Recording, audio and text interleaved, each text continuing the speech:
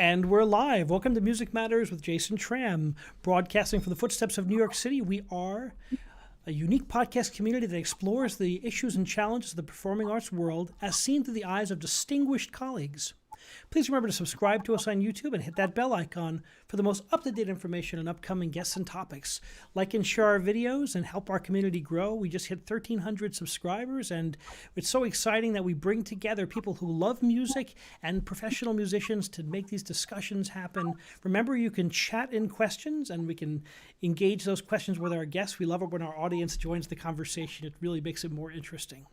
We have a wonderful guest today, a celebrated pianist from the City of Music, Mr. Stephan Möller, who first gained prominence as a prize winner of the 1985 International Beethoven Piano Competition in Vienna.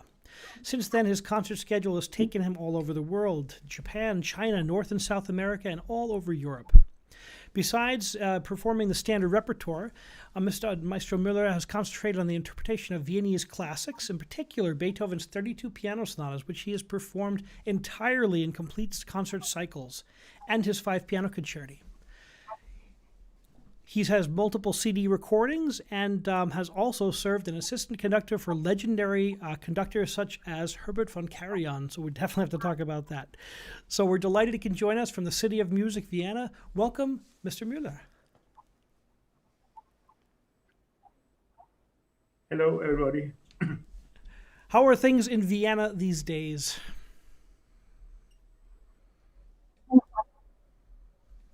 Well, in spite of this being a very beautiful place and is a kind of cradle of classical music in Europe, nowadays the city is quite sad and empty because there have been no live concerts for a long time, at least since last November, and have been difficult situations since one year already. It's so hard to conceive of a city with such much musical history as Vienna being silent and musically speaking. How have the artists been dealing with this? And like yourself, how are people getting by these days? Yeah, well, they are doing quite differently. I mean, some of them have jumped on the video and computer transmissions, and some others have been desperately fighting. Some people have even filed legal suits against the government to test whether the lockdown in cultural events is legal or not, and to check the constitutionality of the measures taken by the government. But this is, of course, has not been decided yet, and so it is a really unsafe situation. As for myself, I have continued practicing, but I must really say that a huge world tour, which I had scheduled for exactly this year and the beforegoing year on behalf of Beethoven's 250th anniversary, has been completely cancelled. I'm so sorry to hear that. I mean, this is the great Beethoven year, and you being one of the foremost Beethoven pianists of your generation and of the past 100 years. I mean, what a devastating loss. Hopefully that'll come back next year or the year after when times return and we can actually travel safely and make music in concert halls. But such a difficult time for so many people. Why don't we go back in time? Did you always know you wanted to be, did you grow up with a musical family, and did you know you wanted to be a musician from an early age?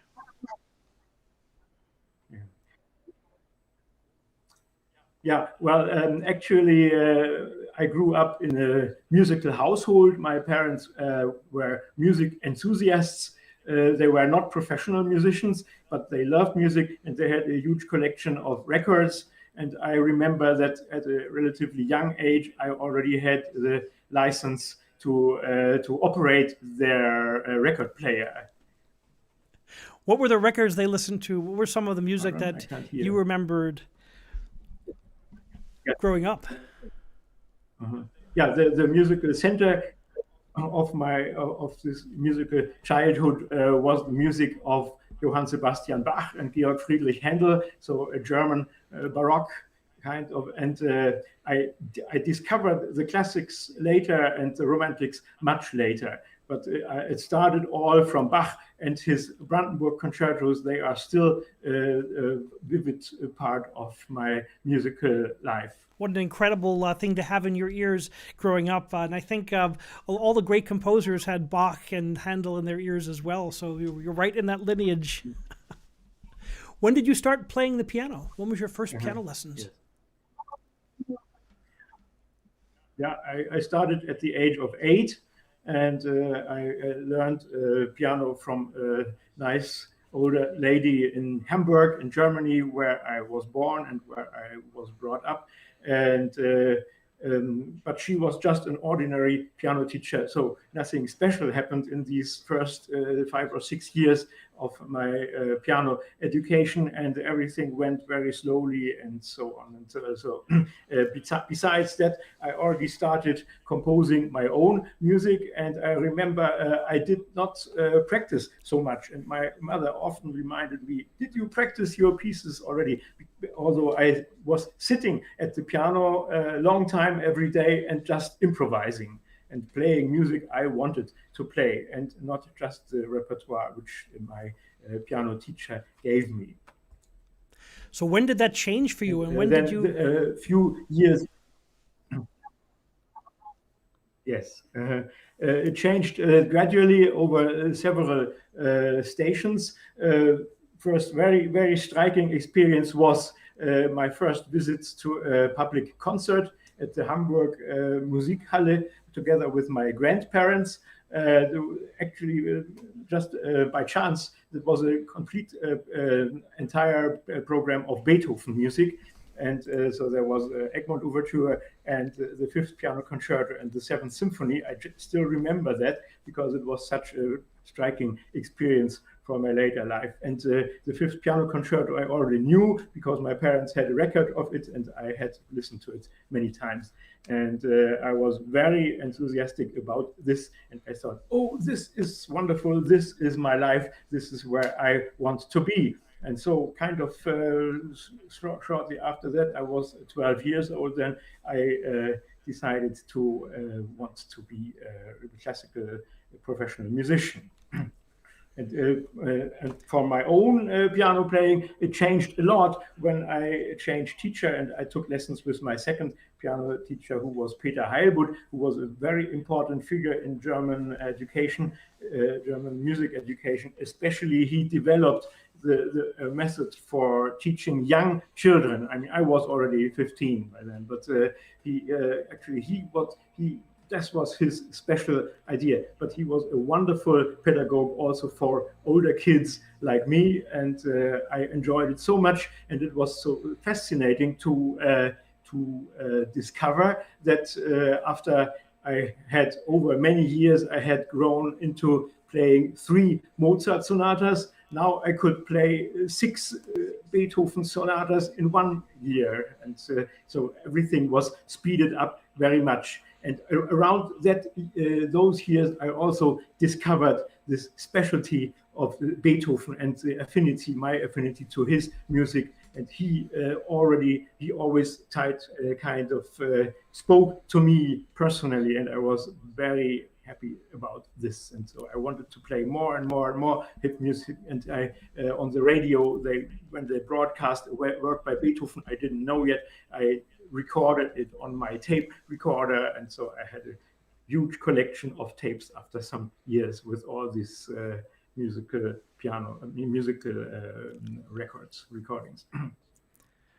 I teach undergraduates at my university, and I tell them they're so lucky.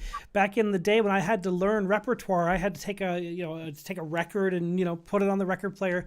They have YouTube. They can listen to almost any piece of music by any composer. They can find any Beethoven sonata by thousands of artists and just find it at their fingertips. Yeah, that's right. This is really a fortune of our modern times. And in the same place, it is also a danger because we have Hello? We hear you. I can't hear you. Sometimes we have the sound across, crisscrossing the Atlantic. Testing one. There we go. Mhm. Yeah. We can hear you, Stephan.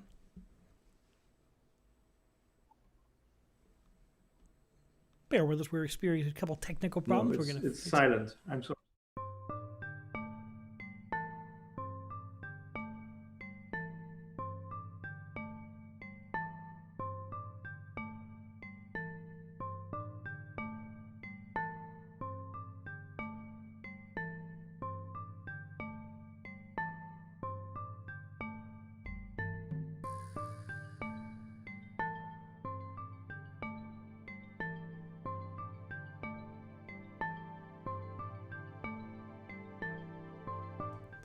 And we're back. Sorry about that. It happens. We're crossing the Atlantic here, and sometimes the gods of the internet are not as kind.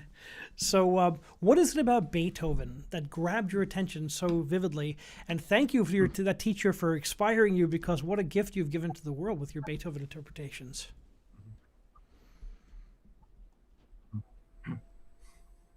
Yeah, well, I have been thinking about this for a long time, and I always try to analyze and to find out what is the special thing about Beethoven which spoke to me in this time many years ago. And I think after deliberating a lot, I thought maybe it is the fact that Beethoven kind of seizes your entire personality. His music seems to capture the heart and the mind and your mentality, and your whole life is in Beethoven, and he always has a message for us.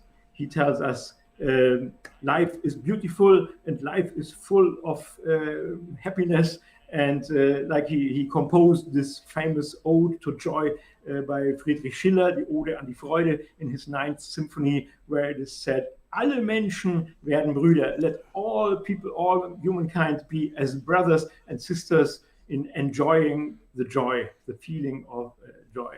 And Beethoven's music always, after we have listened to it, leaves us in a better state of mind than we have been before when we started.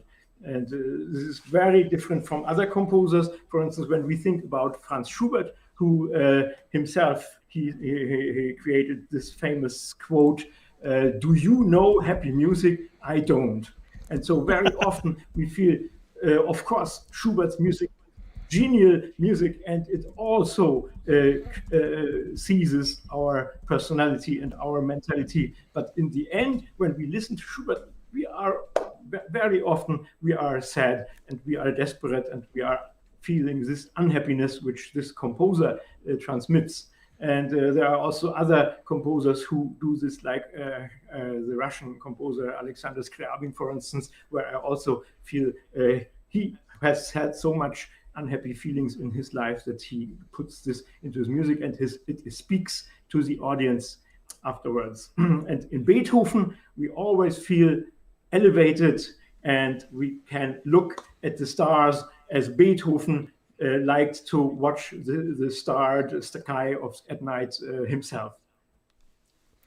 Boy, Beethoven, he always communicates. He was, I think, for his time, he inspired everyone because of how much of himself he puts into the music. And I guess you could see that in his chronological compositions, that as time went on, as the opus numbers grew, more and more of himself, the person, what he was able to put in his music, and incorporate that with the classical forms. And that formula was going to inspire everyone till this day.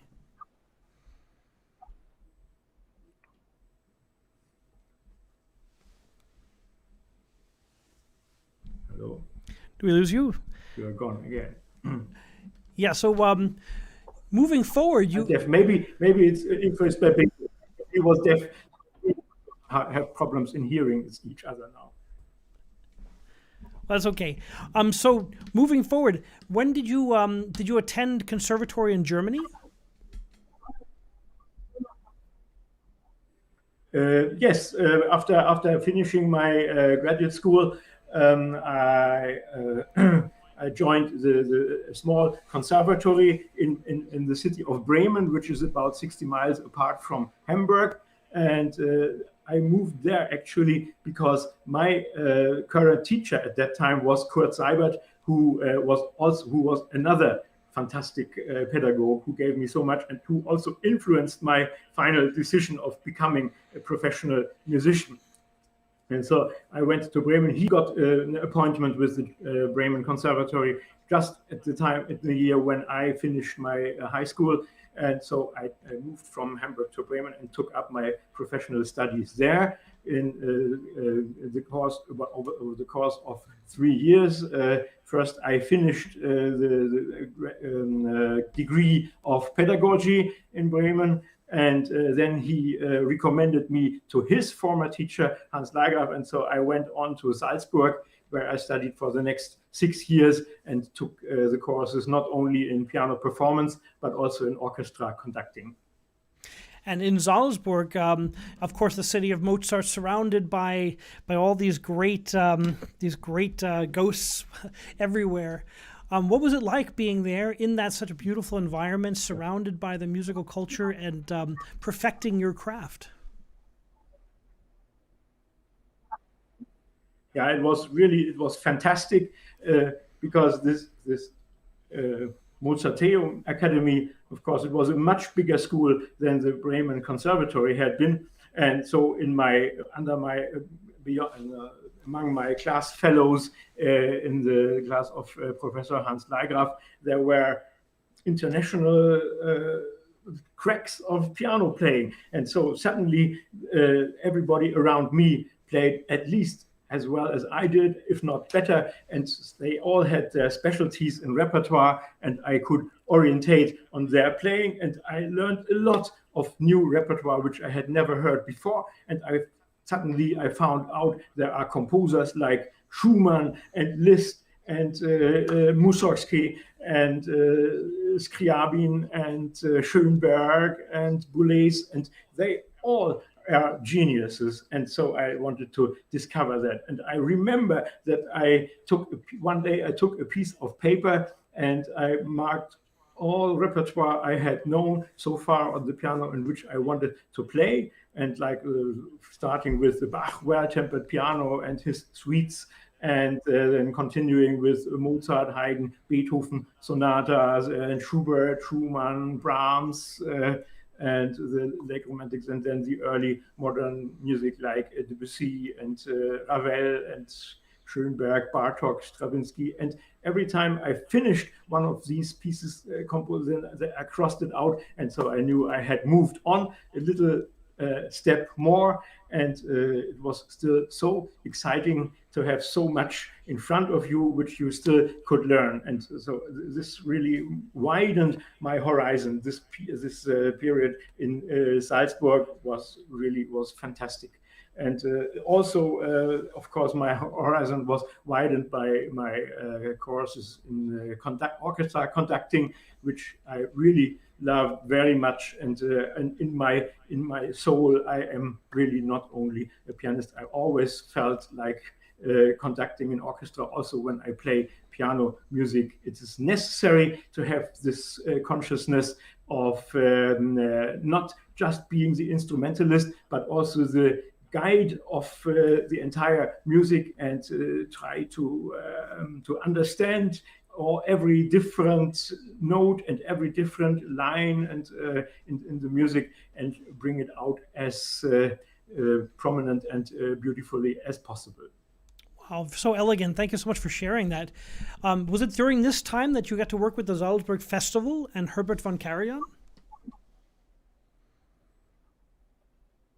No, that actually was later, when I had finished my degrees at Salzburg in piano and conducting. And one day I thought, well, I just try, and I go to Salzburg, to the festival, to the Festspielhaus, the festival hall, and just ask the secretary whether they need somebody, because since I had studied conducting and piano performance, I had collected all the abilities which I needed to be there, to be employed as a rehearsal pianist, to play for the singers, to accompany them, to play in rehearsals, and to meet with conductors. And actually, just at that time, they needed somebody to play in the rehearsals for the chorus of the opera in the Salzburg Festival House. And so after I finished my degrees, I could directly continue working at the Festspielhaus, of course, which was only a temporary work, because the Festspiele, they are going around Easter time and then in the summer. And between that, there is nothing.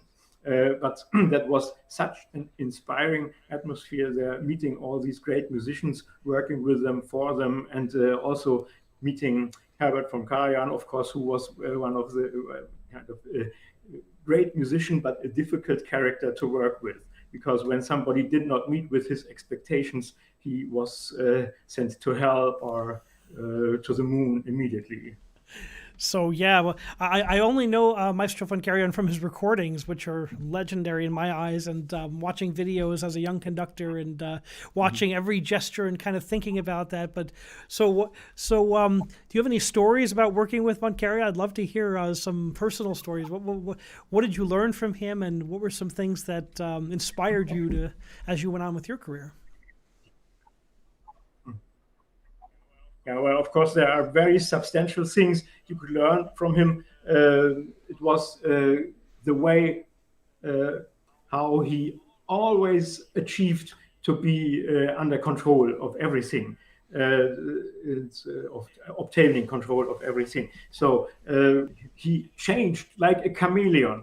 When he worked with the singer soloists in his private studio, then he was the nicest person you could imagine. And he said, well, you could in this passage you can sing as soft as possible and even softer, and no problem, you will always be heard, because I will conduct the orchestra even below that and still softer than that. And so this is really what he did. And so he gave these singers, who of course are very often are nervous, and their voice is very sensitive. And so he gave them an excellent feeling of being in good hands and of feeling secure. And then when he stood in front of the orchestra, it was exactly the opposite. He was the worst dictator you could imagine. And he said, now you played this wrong for 50 years, and now I want you to play this in the correct way at least once. And so and actually they all bought it from him. So he always got through with his arguments, even when they were not rationally funded like this one. And so this was a very interesting time. And also, unfortunately, not unlike Beethoven, when he grew older, he also had hearing problems. And so one day, Mr. Jose Carreras, he stepped out from behind the stage in the opera Carmen, and he sang his solo. And suddenly Karajan shouted into his microphone, "Why are you not singing?" And so, well, although he was, and so he didn't hear it. But his eyes were so excellent. He saw the smallest detail, because he also was a stage producer of his opera performances. And when one of the minor characters, they should stand still like an Aida, and when he moved just for a millimeter, he would immediately recognize that and say, "Number 3 in the 4th row, you have to stand still." And so it was a very challenging time to work under this great maestro. But I actually personally, I liked my chorus master, Mr. Walter Hagen-Groll, much more, because he was such a wonderful person and full of humanity. And also he had an ability to bring out wonderful sound colors from the chorus singers. And he said, you should just whisper in this place. And then he had always some comparisons from literature or from other arts. And he always knew something interesting to say, to give the singers a feeling they are not just technical instruments, but they are humans. And that is so important about music. And the singers sing words, the text, communicating the text, right? That's great. Those wonderful teachers always stay within our minds and hearts. Those wonderful people who transmit culture that way. Now, when did you make the transition from your finishing up your degrees and coming out there, and how did you embark on the first part of your career? That was, of course, was kind of accelerated by my successful participation in the international Beethoven competition in Vienna. Are you still speaking? I can't hear you. Yes, sir. Hello? We can hear you. But I can't hear you. Were you saying something? No, please go on. Can't wait to hear the story. Oh, I see. Yeah. So the Beethoven competition in 1985 accelerated my career very much, especially also going abroad, because after having received this prize, I wrote a letter to all 500 schools of music in the United States. And I told them in the following year I would come to their country, and if they were interested in me having me for a recital and a masterclass.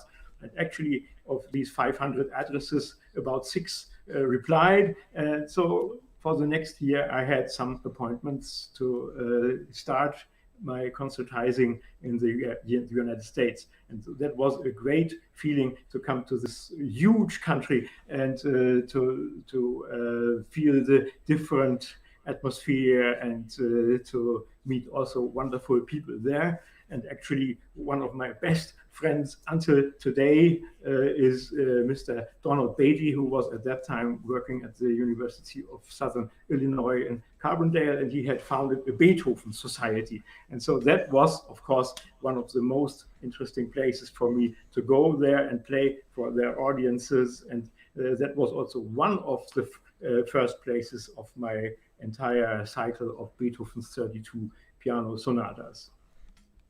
So that was after 1985, after you won that award? It was around that same time?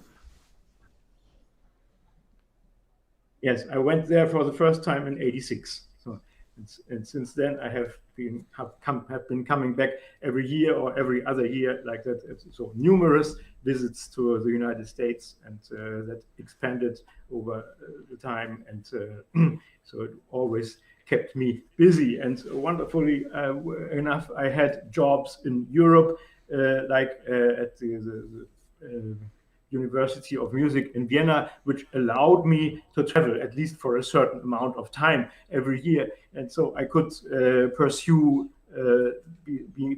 besides my teaching job, I could always keep up with my concertizing and never lose this experience, which is so vital, because if you want to teach something, you need to know how to do it. And so what I can give my students is always the experience of my own concert performances. And what an incredible experience that is. What was it like coming to Vienna? Just like your idols of Beethoven, Mozart, Haydn, everyone came to Vienna, to the city of music. What was it like doing the piano concerto and then eventually joining the faculty at the conservatory? Yeah, that was so exciting because Vienna, in my consciousness, had always been a kind of focus point where I wanted to be. And I had many beautiful experiences in this city already before the competition, because even as a student in Salzburg, sometimes we went to Vienna to listen to concerts here, because in Salzburg, the concert situation outside of the festival was quite poor. There was not very much happening. It is a kind of a very provincial place, and only in the summer this festival was going on. And in Vienna, we had the feeling there's festival all the time, just continuous going, extremely active music life. like in New York City, for instance.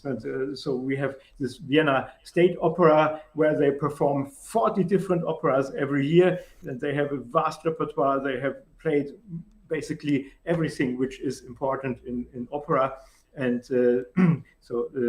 they have this system with 40 different operas every year. And then there is the Musikverein, and there is the Philharmonic Orchestra, and the Vienna Symphonic, and another big hall, the Konzerthaus, and there is just so much going on. And then there are numerous smaller halls even. And so every night you would have the choice between 2 or 3 different opera performances, and like kind of 5 major concert events, and then maybe even other 20 smaller concerts where you can choose from. And so there is so much going on in this musical city, and it is quite unique, I think.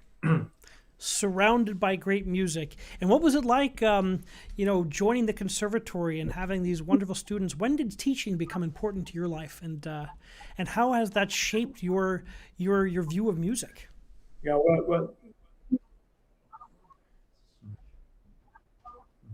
well, teaching has more or less accompanied me throughout my entire professional career. Even when I was a student, I was always having some students of my own, kids, of course, at that time, and then my students developed more, and then for some years I was again teaching in Bremen, in North Germany, until I finally ended in Vienna at the Musikuniversität, Music University, what it's called now, and that was in 1990. So over 30 years, I was teaching many different students here, and not only piano performance students, but also conductors and composition majors. And so it was a very interesting teaching, which I did on all different levels of technical and musical abilities. And so this always kept me kind of kept me alive in exploring what I could give to my students to improve their possibilities on playing the piano. You must say you've And my education in sorry, continue. my education as an orchestra conductor also enabled me to give some lessons in score reading to the conducting students and the composition students, which also was quite vital, because in that way I could give them some of this experience from that field, and I could also kind of stay in the world of conducting as well. Have you noticed that your interpretations, like I know that I speak to a lot of artists who've had long careers, and that their perspective on the pieces that they play changes every time they come back to them, a year or 2 or 3 or 5 or 20 later. How has your perspective on Beethoven changed throughout your many years of concertizing?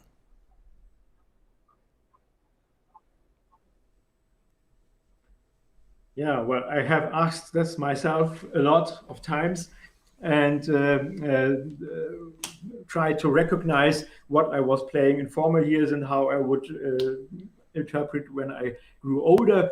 And the interesting thing is that I discovered one day I discovered a recording which I had made as a teenager, just for fun, at the living room of my parents, and I played one Beethoven sonata. And years later, maybe decades later, I discovered this performance, this recording, and I played it and listened to it, and I found out it had not changed at all. The general opinion about the music, the tempos, the articulation, the sense of phrasing, and so on, it was basically the same.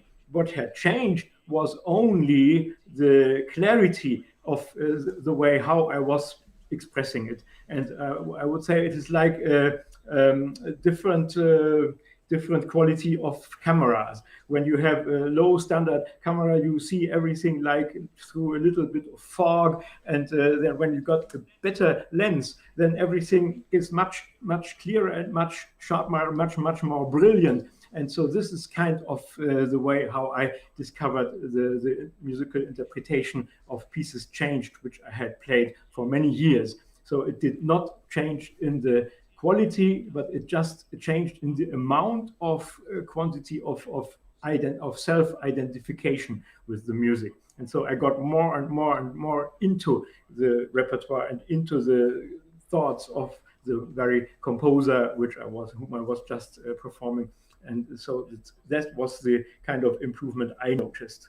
What a fantastic analogy using the camera. I really like that, and thank you for sharing that. It's as you've spent years in the field and developing. It's funny how your initial instincts were the same, but deepened by your study of performance practice, by being and playing it continuously. It's amazing how things how mentally it changes. I mean, I find that. Pieces I conducted when I first started, when I come back 20 years later, looking at Beethoven 5, it's just so fascinating to consider his life and his experiences, and how that fits into interpretation. Mm-hmm. That's right. Yes. So, a question about the instrument you play. We have our guest Howard Smith, the author, and who's been on this show, wonderful author. He asks, you play an 1830 Bösendorfer. Is that correct? Can you tell us about that 1830 Bösendorfer the instrument that you perform on? Sound quality is very bad now. I cannot understand what you say. Let me try again. So the instrument you perform on, do you own an 1830s Bösendorfer piano? Yes, exactly. That was a very, very fortunate event that I got this piano in my property. It was pre-owned by a very good friend and colleague of mine, the Venezuelan-born pianist Rosario Marciano, with whom I also gave concerts together in the 1990s. Unfortunately, she passed away in 1998. And her piano should have gone back to Venezuela to be inherited by her daughter. But her daughter actually is not a musician, and she was not really interested in getting this piano back. And so she said, since we had been, Rosario and I had been so good friends, the piano should stay in my hands. And so this was just really wonderful. And I have this piano here. This is my treasure, let's say, of my instrument collection. And it is a direct witness of the time of Beethoven and Schubert. It is one of the very earliest Bösendorfer pianos. That company was founded in 1828. And just recently, my piano tuner discovered the opus number of the instrument. It was number 5. And so it must have been from the maybe first or second year of the company. So that would date it back to 1828. And it has a fantastic sound. And I'm very unhappy that I cannot demonstrate it to you now because it's very badly out of tune at the moment because it hasn't been used for some years. But it has a very different sound from modern pianos. It is more like between the modern piano and the ancient harpsichord. It has much more harmonics, much more overtones, and it has a very fine sound and still kind of really powerful sound because it is not comparable to the pianos from Mozart and Haydn times anymore. So in these 30 years, piano making developed a lot and progressed. And so you can play great pieces also of early romantics on that piano. It suits very well for Schumann or early Liszt or something like because those were the instruments these composers played on when they lived. They were all born in the 1810, 1812, 1813, and so that was the instrument of their youth and of their primer experience of how a piano sounded. And for instance, when you discover Schumann's pedal signs, which often are very, very long, stretched out over a long harmonic section, and you play it, you try it on this ancient Bösendorfer piano, suddenly it works. On the modern piano, everything gets very blurry, and on the old Bösendorfer, it is all very clear because the bass is enforced and the harmonies do not disturb each other's. I often wonder, what would it be like if Beethoven had access to like today's grand piano or the grand piano that Liszt played, and how do you think that might have affected his technique?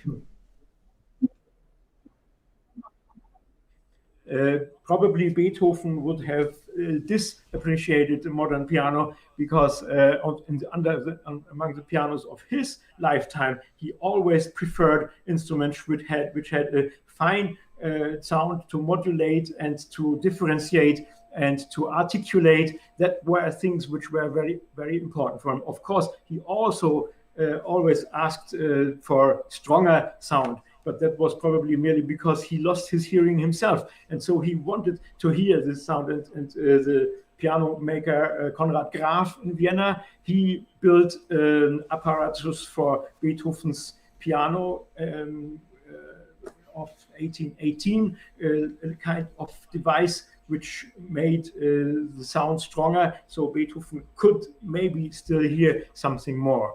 And the important thing for him was the quality of the sound and not the quantity. And the modern piano of our time, they are wonderful instruments. Of course, when we think about the concert grands of today made by Bösendorfer or also other piano makers like Steinway and Bechstein and Fazioli, they are very high technical standard, but when you look at the sound quality, they are relatively poor because there are so many harmonics which miss. The fundamental tone is very strong and the overtones are kind of missing. And if we had an instrument of the early period of Viennese piano making today and kind of made it competitive in sound volume for today's pianos, then that would be, I think, the optimal instrument for us today to play. And I feel in today's Bösendorfer pianos, I still feel something of these old ideals of sound structure.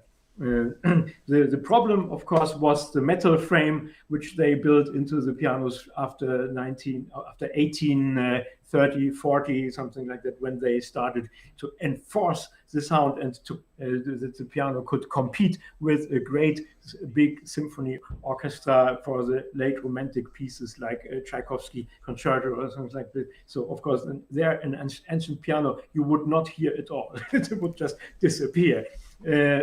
So it needed stronger sound, but this went against the sound quality. And when Beethoven heard our contemporary pianos, he would say, well, where's the sound? Or something like that. Interesting. If you could sit down with Beethoven, if you could meet Beethoven in person, what are some things you would ask? Mm-hmm.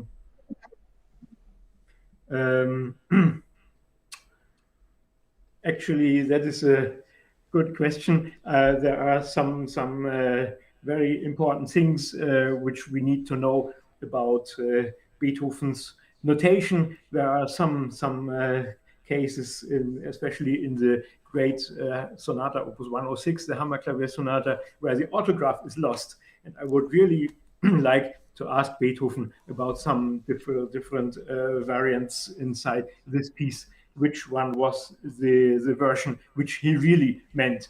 And especially there's one note in the first movement where nobody is sure whether we should play A natural or A sharp. And I mean, this sounds like a very little detail, but it changes so much in that very place, in that section of the piece. And so I would really be very curious about his opinion. And then I would also like to know his opinion about his original tempi, because in many cases, the metronome marks Beethoven gave for some of his works, they appear to be tremendously fast for us today. And so I would like to check with him, Ludwig, did you really mean this when you wrote it? Because I myself, I am convinced that it was what he wanted. But in many cases, it is very hard to perform it. And so I just want his advice for solving this problem. Why do you think that Beethoven's music is so powerful and enduring today? What is it that speaks to us over the centuries that that this particular man who is so fiery and so passionate, what speaks to us in today's times?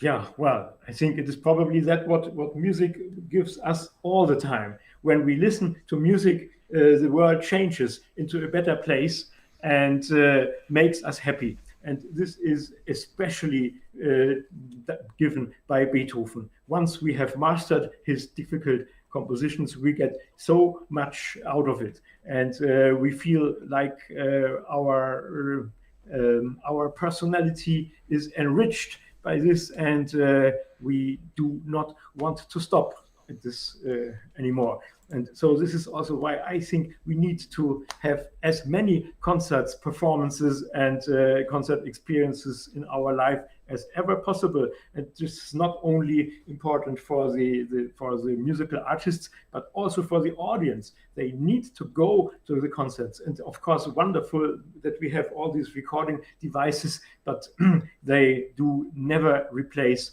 a live experience of a concert in a concert hall, together with all the other audiences and together with the artist on stage. There is a very intense interaction on which we can even achieve more impressive performances than when we just record in the studio. Wow, such profound words. And when this opens up, what are some pieces you'd like to play? What are some of the pieces you've been practicing during this COVID period, and what do you most hope the next chapter of Music Making will look like post-COVID?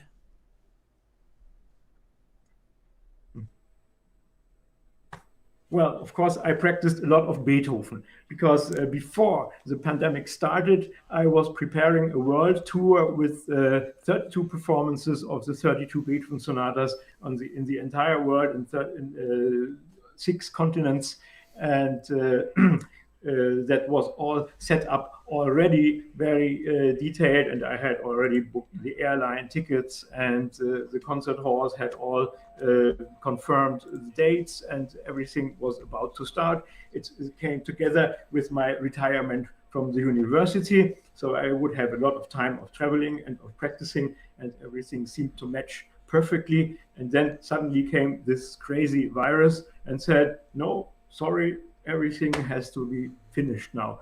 And so of these 32 places, only 4 remained. It started, first of all, the music organization in Bonn, where I wanted to start this. They canceled it as the first one. So this is where Beethoven started, where my tour should start, and where also the first event was canceled. And then also America broke away, South America, Peru, Ecuador, and then I would go on to North America, Mexico, and 7 performances in the United States, followed by numerous places in Europe, and finally Eastern Asia. And so all I could play was at Basel in Switzerland, and in Bremen, North Germany. So this was in the end of October, and then there was total lockdown all over Europe, no concerts anymore. And then Japan kind of saved me in December, because I could go there and play 2 more complete performances of the 32 sonatas in the end of December. And then about this year, I don't know what will happen, and if anything will happen or not.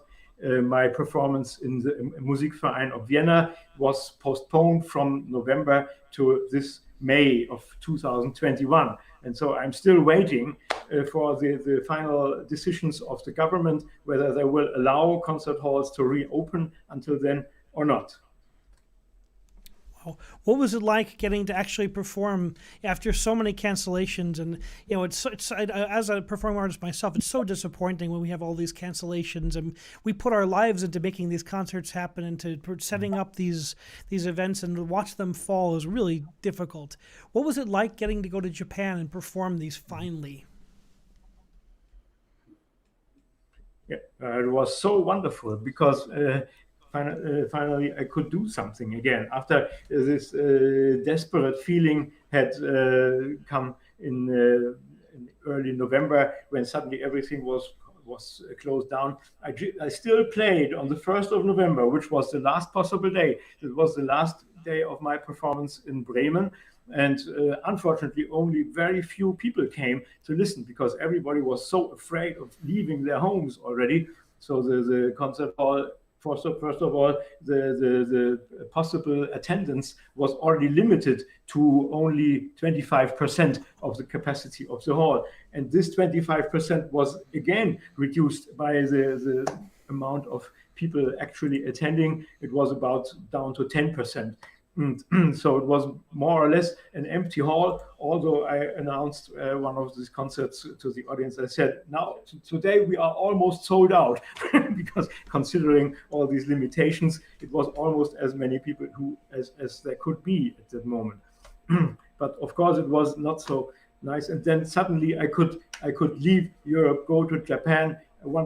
My wonderful colleague there had applied for a visa to me, otherwise I wouldn't have been able to travel there. And so I could play 2 more concerts, one in Yokohama and another one in Tokyo.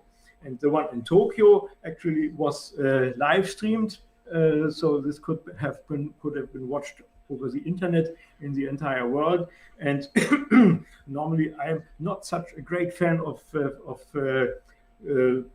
live streaming just from your home, but since this was live concerts with live audience, I thought this was a good way of a little bit more promoting Beethoven's music in these dark times.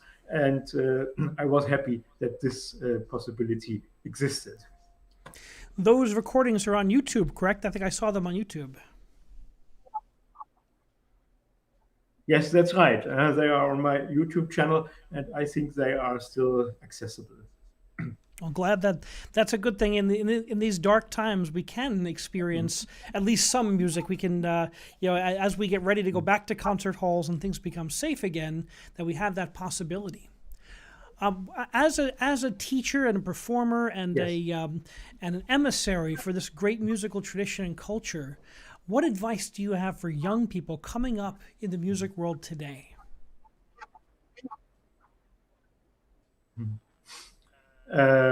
Well, for the young people, I think it is extremely important to find out what they really want, what their ideas are, what their favorite music is, and what they want to express, and just really go for it. Of course, young people need a broad horizon of all musical styles, and when you are studying, you need to study everything, and you need to have this possibility to choose, to make up your mind, and then you should concentrate on what you do really well and what you want to do, what you want to tell the world. Here I am, and I play this piece of music like nobody has played it before, and this is just written for myself, and now I show you my perspective of this. Because since we have these huge numbers of competing recordings today, there are so many people who play, but have also been adjudicating at many musical international competitions. And I found out over the years that there is a very dangerous tendency of everybody playing more or less in the same way, and there is a kind of standard performance of every piece crystallizing, and we should try to avoid this, because every piece is a personality of its own, and we are personalities of our own. So we need to try to match these things, to match our opinions of music together with the music we play, and then we can we can give the world a special message. Because when we just copy something else or somebody else who played this piece before in this way, there's no innovation. And every musical performance needs to be new as it had been composed just in this moment. Thank you for that sage advice for young people out there. It's so important, and the great legacy of great music is that it informs musicians of today, and the musicians of today are included in the process, as you said. Their personality comes across as well. It's like bridging a gap between the centuries. Yes, that's right. That's what Beethoven tells us with his music, especially because at least the second half of his 32 sonatas, they are starting with Opus 31, about in the middle of his lifetime. He really tried to sharpen the message of every piece and styling it into the way of an individual. And so no piece is like any other. And this is what we need to consider when we play a musical masterpiece. This is just like a jewel. It is unique. You can never find anything else which is the same. And so try to treat music like treasures and feel the specialty of the moment and also the specialty of yourself, and bring it together, and then there will be a strong message of art history, because we need not forget that these musical masterpieces we play today, they are the work of geniuses, and so we need to achieve all we have to get at least close to this, and then we can go out and say, look, this is my point of view. Stephan, thank you so much for joining us on Music Matters, and continued success as we turn that page and we start, the performances start again. We look forward to having you take the stages of the world and bring your incredible knowledge of Beethoven and great music to the world again. So thank you for joining us. Thank you, Jason. It was a high pleasure for me. Continued success and blessings.